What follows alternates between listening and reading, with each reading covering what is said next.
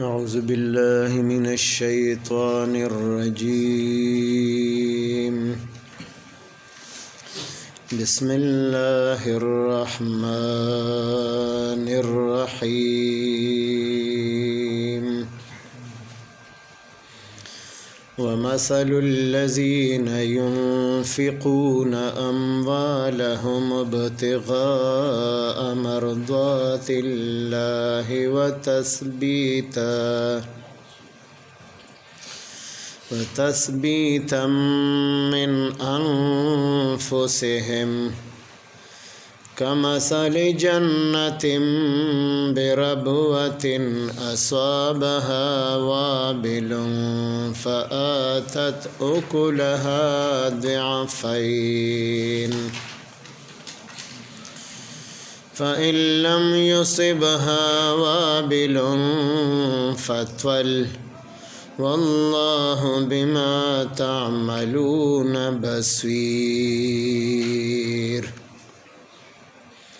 آمنت بالله صدق الله مولانا العظيم.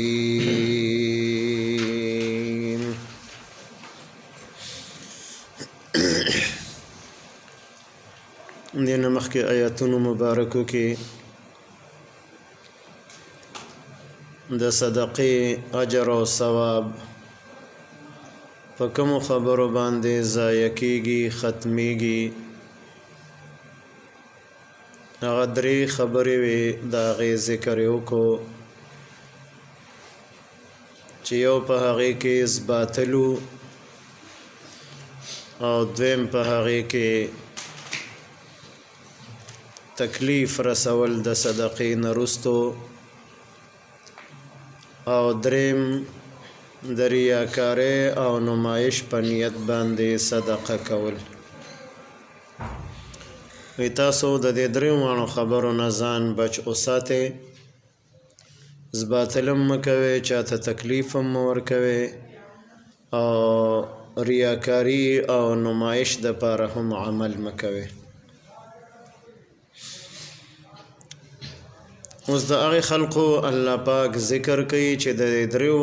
خبرو نه د هغې صدقې پاکې وي، نه زباتل کوي، نه چاته تکلیف ورکوي، نه د هغې نیت کې ریاکاري وي. نو چې دریو خبرو نه پاک شو نو معلومه شوه چې د دې د صدقه خیرات کول، د دې د نیک عمل کول دا خالص د الله پاک د رضا دپاره دي.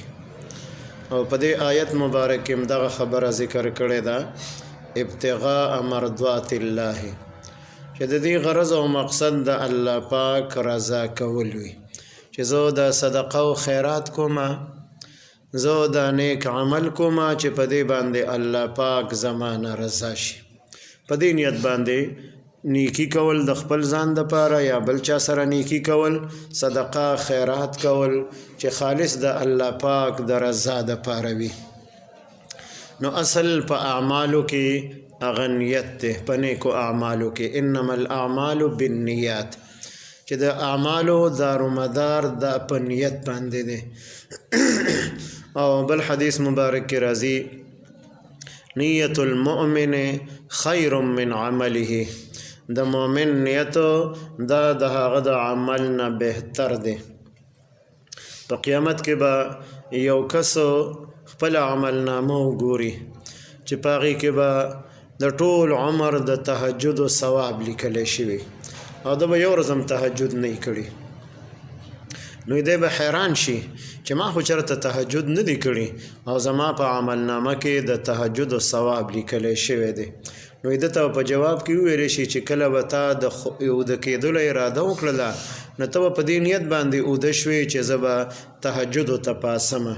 خو بیا تا باندې به خوب غلبه وکړله او ته به پانسېدی شوې. نو نیت دې کړی و د تهجدو، په دې وجه باندې الله پاک تا ته د تهجدو ثواب درکړی دی. دغه شان یو مسلمان بنده مسجد ته راځي د جمع په نیت باندې او د یقین دا دی چې زه جمعات ته ځم مسجد ته ځم نو د جمع وخت دی زه به جمع ته ورسېږم خو اتفاقا داسې وشو چې مثلا دی پرون ورځ کې نو ټیم بدل شوی او د وخته شوی او ټیم او دی په هغه زوړ ټیم باندې راغی دنه جمع شوې ده خو د نیت د جمع کړی دی الله پاک به دته د جمع چې کوم اجر او ثواب دی د مونځ هغه به په دې نیت باندې الله پاک دته ورکوي یا مثلا د میلمه دی چرته د خپل مسجد د وخت په دغه نیت باندې روان شو چې زمونږ په مسجد کې په دې وخت باندې مونځ کېږي نو کېدای شي دې مسجد کې هم په دې وخت کېږي چې دی لاړ هلته مونځ د وخته شوی جمع ته شوی وه دی د جمع په نیت د امامتۍ په نیت تللی دی دته به الله پاک د هغې جمع د مونځ او د امامتۍ د مونځ چې کوم اجر او ثواب دی هغه به ورته الله پاک په دې نیت باندې ورکوي یو نیت خالص کول د الله پاک د رضا دپاره چې د الله د رضا دپاره زمونږ ټول اعمال وي نو په نیکو اعمالو کې په نیت باندې الله پاک اجر او ثواب ورکوي او په بدو اعمالو کې په ګناهونو کې د نیت اعتبار نشته که نیت ښه دی او که نیت خراب دی او ګناه یې وکړله نو بس دته به د هغې سزا میلاویږي او که توبې وویستله نو الله پاک نه امید دی چې معافي ورته وکړي نو یو د الله د رضا چې اخلاص ورته ویلی شي دا نیت په نیکو اعمالو کې خصوصا په صدقې خیرات کې دا نیت کول دویم د دې غرض او مقصد دا چې زمونږ په زړونو کې مضبوطیا د اعمالو پیدا شي د الله رضا هم د دې مد نظر وي او په زړونو کې د نیکو اعمالو کلک او مضبوطه اراده قایم ساتل چې دې نه وروسته به هم دا نیکي کومه دا صدقه او خیرات به کومه خلقو سره به ښه سلوک کومه خلقو سره به امداد کومه نو چې دا دوه نیته یو انسان په نیکو اعمالو کې کړي وي په صدقې او خیرات کې کړي نو دې دپاره الله پاک په دې آیت مبارکې یو مثال ذکر کړی دی وی د صدقې مثال په شان د یو باغ دی داسې باغ چې هغه په اوچته ځمکه باندې واقع وي نو چې ځمکه اوچته وي نو په هغې باندې تر او تازه هواګانې هم لګي د نور رڼا پې هم ښایسته لګي د سپوږمۍ رڼا پې لګي نو هغې باندې چې تیز باران وشي نو د هغې پیداوار څو چنده زیات کیږي د یک چن په ځای باندې دو چن یا د هغې نه هم زیاتې میوې به هغه پیدا کوي اوس دغه باغ دی چې تیز باران پې نه دی شوی معمولی باران پې وشو نو دا معمولی باران هم دغه اوچت باغ ته ډېره فایده ورکوي په نسبت د هغه باغ چې هغه په گهرایۍ کې وي او د هغې سطح د عام ځمکې نه ښکته وي نو هغې ته دومره فایده نه ورکوي څومره چې د اوچت باغ واقع دی په اوچت ځای باندې او دې ته زیاته فایده ورکوي نو همدغه مثال د انسان د اخلاص دی او دا تیز باران او معمولی باران دا د صدقې د مقدار د زیاتوالی او د کموالی دی چې د دو نیت خالص دی نو داسې ده لکه چې دو د اعمالو دپاره ځمکه زرخیزه جوړه کړې ده او د تیز باران مثال یې ورکړی د زیات مقدار صدقې سره په لکونو کې صدقه وکړه په زرګونو کې صدقه وکړله نو دا د تیز باران مثال یې دې سره ورکړی دی چې تیز باران دی صدقې زیاته وکړه هم به دته زیات اجر او ثواب میلاویږي اوس د ده نیت خالص دی خو صدقې دومره زیات طاقت یې نشته په زرګونو کې او په لکونو کې دی صدقه وکړي په سلګونو کې وکړه لس شلو پې ورکړي د خپل وس مناسبه و چونکه اخلاص پکې شته دی نو دا لږه صدقه هم د اجر او ثواب حاصلولو دپاره کافي ده په دې باندې به هم دته الله پاک پوره اجر او ثواب ورکوي ومثل الذین او مثال د هغې کسانو ینفقون چې هغې خرچ کوي اموالهم خپل مالونه د څه دپاره خرچ کوي ابتغاء دپاره د طلب کولو دپاره د لټولو تلاش کولو مرضات الله د الله د رضا د دې غرض او مقصد د الله راضي کولی یعنی اخلاص پکې وي وتثبیتا او د پاره د مضبوطولو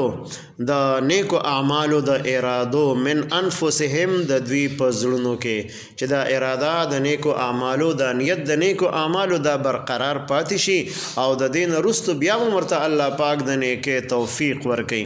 ځکه د مخکې نیکۍ او د نیک عمل د قبولیت نښه دا ده چې بیا ورپسې الله پاک دته د بل یو نیکۍ او د بل یو نیک عمل توفیق ورکوي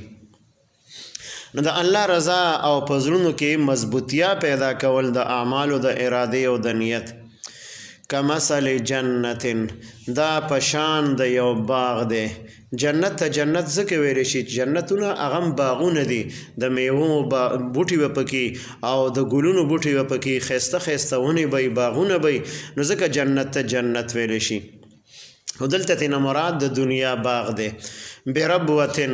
ربوه اوچت ځای ته ویلی شي چې په اوچت ځای باندې دا باغ واقعه وي. اصوابها ورسید دی باغ ته وابلن تیز باران، په شیبو شیبو باران ورته ورسید او دا باغ په اوچت ځای باندې دی. نو که تیز باران دی نو هغه اوبه په دې کې ودرېږي نه چې باغ ته نقصان ورکړي، ځکه چې ډېرې اوبه جمع شي په فصل کې په باغ کې، نو دې سره بیا فصل خرابېږي، باغ خرابېږي. نو باران تیزو شو خو اوبه پکې اونه درېدلې چې څومره ضرورت و هغه د ځمکې او د باغ جذب کړنې، او چې کوم ضرورت نه و نو هغه بل طرف ته اوبېدلې. فآتت نو بیا راوړله د باغ اکلها میوه خپله ضعفین دو چنده، د باران په وجه باندې چې کومه میوه مخکې پیدا کېده نو اوس د دوچن مقدار کې پیدا شوله. همدغه مثال د هغه انسان د صدقې او د خیرات دی چې د زیات مقدار کې صدقه او خیرات وکړي او نیت خالص د الله پاک د رضا وي، نو دته به الله پاک دوچن اجر او ثواب ورکوي. فإن لم يصبها کچر اون رسیدو د باغ ته وابل تیز باران فتولن نو نری باران او پرخه دا ورله کافی ده. باغ پوچت زیده پرخه و پی وریگی، نری نری باران بکیگی، نو اغم د دې دپاره کافی ده. نو د دې نری باران یا د دې فرخ مثال ورکړی دی د لږ مقدار صدقې سره چې هغې کې نیت د دې صدقې ورکوونکي خالص د الله پاک د رضا دی. نو دا نیتو چې د اخلاص دی او د الله د رضا دی، نو دا لږ مقدار صدقې وکړه نو دا هم د اجر او ثواب د پاره کافی ده. والله بما تعملون بصیر، والله الله پاک بما تعملون په هغې کارونو چې تاسو یې کوئ بصیر لیدونکی دی. ستاسو اعمال الله پاک ویني او ستاسو نیت او اراده هغه هم الله پاک ته ښکاره دي، نو ستاسو د نیت مطابق به تاسو ته د هغې بدلې درکوي. ومثل الذین مثال د هغې کسانو ينفقون اموالهم چې هغې خرج کوي خپل مالونه ابتغاء مرضات الله د پاره د طلب کولو د الله پاک د رضا،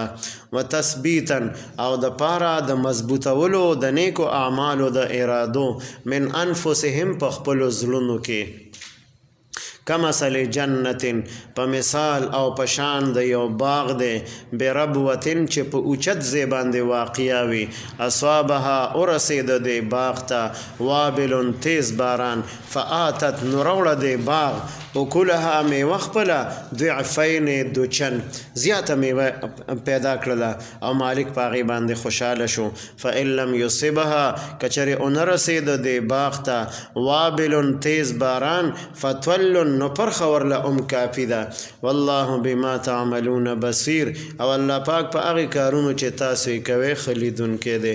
اللهم صل علی سیدنا محمد وعلى آل سیدنا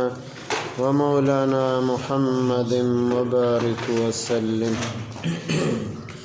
رب اجعلني مقيم الصلاة ومن ذريتي ربنا وتقبل دعاء. ربنا اغفر لي ولوالدي وللمؤمنين يوم يقوم الحساب. ربنا اغفر لنا ولإخواننا الذين سبقونا بالإيمان ولا تجعل في قلوبنا غلا للذين آمنوا ربنا إنك رؤوف رحيم. ربنا هب لنا من أزواجنا وذرياتنا قرة أعين واجعلنا للمتقين إماما. وصلى الله تعالى على خير خلقه محمد وعلى آله وأصحابه أجمعين آمين برحمتك.